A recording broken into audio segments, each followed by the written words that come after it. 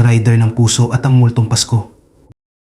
Sa Makati, habang nagkikisla pa ng mga ilaw sa bawat sulok syudad at sumasabay sa malamig na simoy ng hangin ang mga himig ng Pasko, si Dave ay patuloy na rumaragas sa kalsada. Isa siyang delivery rider walang yaman, walang marangyang buhay, ngunit may busilak na puso at simpleng pananaw sa buhay. Para kay Dave, ang Pasko ay panahon ng pagbibigayan, kahit mahirap, kahit pagod. Ngunit hindi niya alam, ang gabing ito ang magbabago sa kanyang kapalaran. Si Nina, sa kabilang banda, ay kabaligtaran ni Dave. Siya ang tipikal na spoiled brat, lumaki sa karangyaan at walang alam sa hirap ng buhay. Nakasuot siya ng mamahaling damit, palaging abala sa pagpupost ng mga larawan ng kanyang marangyang lifestyle sa social media. Sa kabila ng nakangiti niyang mga larawan, hindi niya kayang amining mag-isa siyang nagdiriwang ng Pasko. Ang kanyang kaibigan ay puro peke at ang kanyang tahanan, sa kabila ng karangyaan, ay nananatiling malamig at tahimik.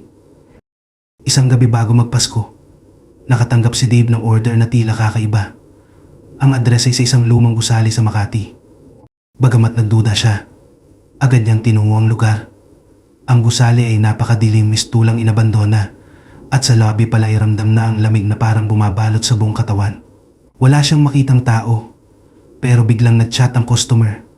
Binigyan siya ng bagong address, isang modernong kondo na alam niyang para sa mga mayayaman. Pagdating niya sa kondo, bumungat kay Dave ang malamig na mukha ni Nina. Sa unang tingin pa lang, alam niyang mayayabang at maldita ang ganitong klaseng tao.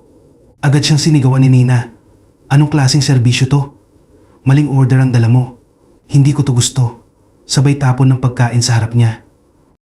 Pasensya na po, ma'am. Mahina niyang sagot habang pinulot ang nagkalat na pagkain. Ito lang po ang nasa resibo. Hindi pinakinggan ni Nina ang kanyang paliwanag. Excuses. Kaya ka mahirap kasi wala kang silbi. Wala kang kwenta. Tumawa ito ng malamig at nang mapansing tahimik lang si Dave, sinimulan niyang insultuhin ang pamilya nito. Kung ganito ka, siguro ganito rin pamilya mo. Walang silbi, walang direksyon. Hindi na napigilan ni Dave ang sarili. Ma'am, kahit ano pang sabihin niyo sa akin, huwag niyo pong idamay ang pamilya ko. Mahirap lang kami, pero mahal namin ang isa't isa. Hindi niyo po yun maiintindihan dahil halata namang hindi niyo alam ang halaga ng pagmamahal. Tumawa lang si Nina. Mahal, hindi nakakain ng pagmamahal. Kinabukasan, natanggal si Dave sa trabaho matapos ireklamo ni Nina. Hindi siya nakapagsalita sa galit at sama ng loob. Pakiramdam niya ay pinagkaitan siya ng karapatan dahil lang sa yabang ng isang tao. Simula noon, hindi na mapakali si Nina. Kahit anong gawin niya, tila may malamig na presensyang bumabalot sa kanyang kondo. Sa simula, mga maliliit na bagay lang mga tunog ng yapak sa gabi, mga pinto na kusang bumubukas. Hanggang sa isang gabi, habang nag-aayos siya ng Christmas tree, biglang namatay ang lahat ng ilaw sa unit niya. Sa gitna ng dilim, naramdaman niyang hindi siya nag-iisa. Nina, bulong ng isang malamig na boses mula sa likod niya. Napalingon siya, pero wala siyang nakita. Nang bumukas ang ilaw, nakita niyang gumuho ang mga dekorasyon ng Christmas tree. Tanging natira ay isang lumang parol na tila pamilyar sa kanya. Nakasulat dito ang pangalang Maria Paz. Nanlamig siya. Maria Paz ang pangalan ng kanyang yumaong lola na dati ring tumira sa gusaling iyon bago ito ginawang modernong kondo. Sinubukan niyang kalimutan ang nangyari.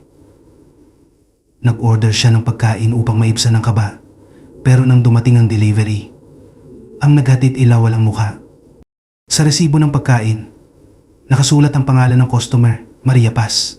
Napaatras siya. Wala siyang in-order na pagkain. Gabi-gabi, tila lalong lumala ang mga kababalaghan. May mga tunog ng pag-iyak mula sa loob ng kanyang banyo. Sa kanyang kwarto, naramdaman niyang may malamig na hangin na dumadaan sa kanya kahit sarado ang mga bintana. Sa isang pagkakataon, nakita niya ang refleksyon ng kanyang lola sa salamin.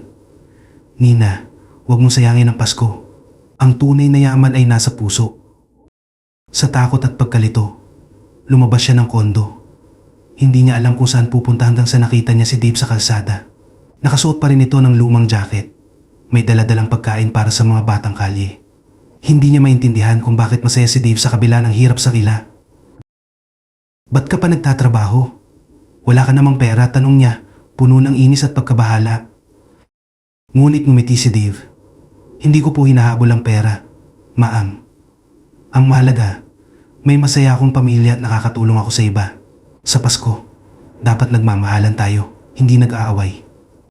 Hindi maintindihan ni Nina kung bakit tumagos sa puso niya ang mga sinabi ni Dave. Sa unang pagkakataon, naramdaman niyang may kulang sa buhay niya isang bagay na hindi nabibili ng pera. Kinabukasan, bumalik si Nina kay Dave. Dala ang isang simpleng regalo at apology card. Hindi siya makatingin ng diretsyo. Patawarin mo ako, sabi niya. Mali ako. Hindi ko dapat ginawa ang ginawa ko. Natanggal ka sa trabaho dahil sa akin. Nagulat si Dave, pero ngumiti ito. Wala po kayong kailangang bayaran. Ang mahalaga, natutunan niyo na po ang tunay na halaga ng Pasko. Sana ngayong Pasko, makita niyo ang halaga ng pagmamahal at pagkakaibigan. Sa gabi ng Pasko, habang nag-iisa si Nina sa kanyang kondo, muling nagpakita ang refleksyon ng kanyang lola. Ngayon, hindi na ito nakakatakot. Ngumiti si Maria Paz at sinabing, natuto ka na, apo. Ang tunay na yaman ay hindi nakikita sa mata, kundi nararamdaman ng puso. Simula noon, nagbago si Nina. Tinungan niya si Dave na makahanap ng bagong trabaho at sinamahan ito sa mga charity event. Hindi na siya nag-iisa sa Pasko dahil natutunan niyang pahalagahan ng pagmamahal, hindi ang yaman. Sa Makati, sa gitna ng mga Christmas lights at masayang awit ng mga carolers, nagninging ang puso ni Nina. Sa piling ni Dave, natutunan niyang ang Pasko ay hindi tungkol sa material na bagay, kundi sa pagbibigayan at pagmamahalan. Horror Pasko multong pagbabago, Paskong tunay, Dave the Rider spoiled to selfless.